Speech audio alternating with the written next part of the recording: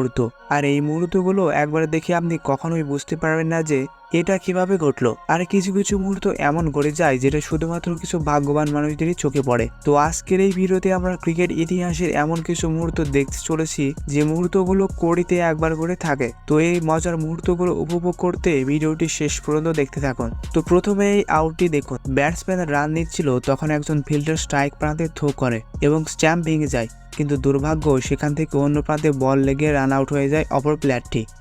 তো এবার এই ক্যাচটি দেখুন, ব্যাটসম্যান সোজোরে ব্যাট চালিয়ে বল প্রায় ছক্কার প্রান্তে পৌঁছে দিয়েছিল, কিন্তু ফিল্ডার সেটা সুপারম্যানের মতো বাঁচিয়ে দেয়, যে সত্যি অসাধারণ ক্যাচ ছিল।